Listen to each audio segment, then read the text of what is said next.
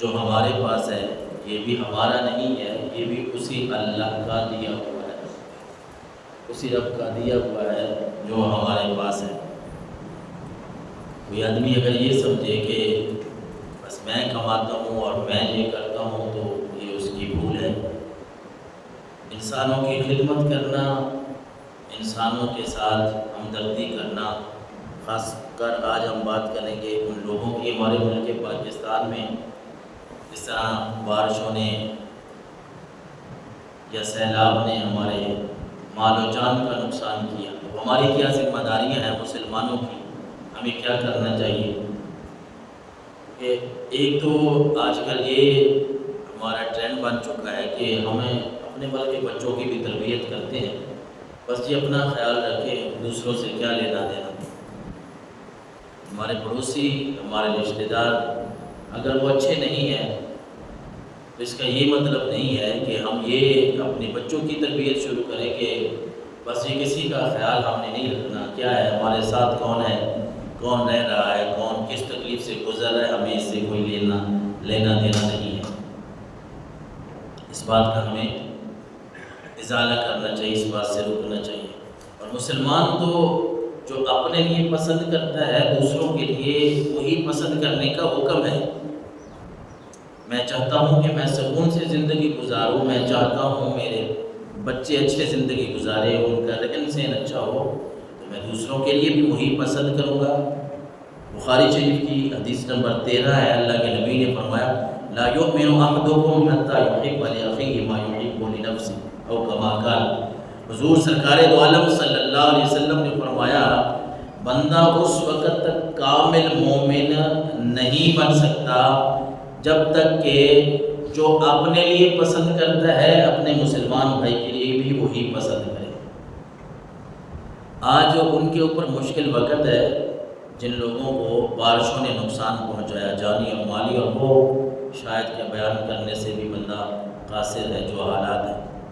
لیکن اللہ تبارک و تعالیٰ نے مسلمانوں کو یہ بھی حکم دیا ہے، اللہ کے نبی نے، قرآن مجید نے، اللہ نے، اللہ کے نبی نے، کہ ایک دوسرے کے ساتھ ہمدردی اور پیار اور محبت، ایک دوسرے کے ساتھ جڑ کے رہنا، ایک دوسرے کا خیال رکھنا، اس بات کا نام انسانیت ہے اور یہی اسلام چاہتا ہے۔ وہ اگر انصار مدینہ کی ہم بات کرتے ہیں، مدینہ منورہ کے صحابہ کرام کو انصار کہا جاتا ہے، مدد کرنے والے۔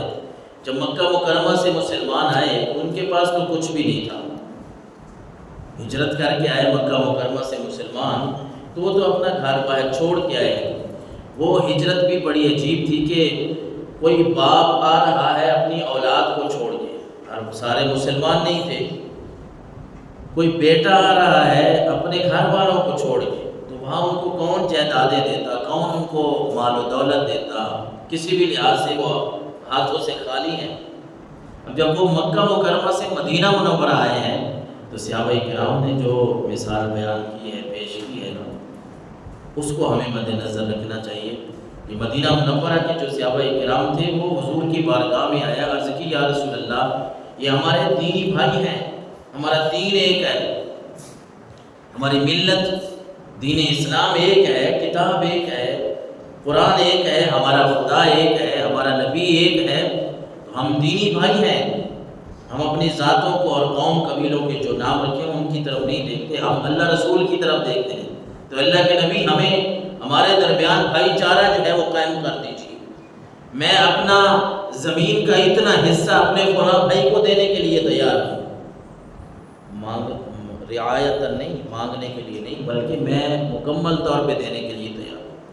کوئی رشتہ لے کے بیٹھا ہے، اے اللہ کے نبی وہ فلاں مہاجر جو ہے وہ جوان ہے تو میں اپنی بیٹی کا، اپنی بہن کا رشتہ ان سے کرنا چاہتا ہوں۔ کوئی گھر دینے کے لیے، یہ ایثار تھا ان صحابہ کرام کا کہ پھر تھوڑا ہی عرصہ گزرا، مکہ المکرمہ سے جو ہجرت کر کے مسلمان آئے تھے، اللہ تبارک و تعالیٰ نے انہیں اپنے پاؤں پہ کھڑا کر دیا۔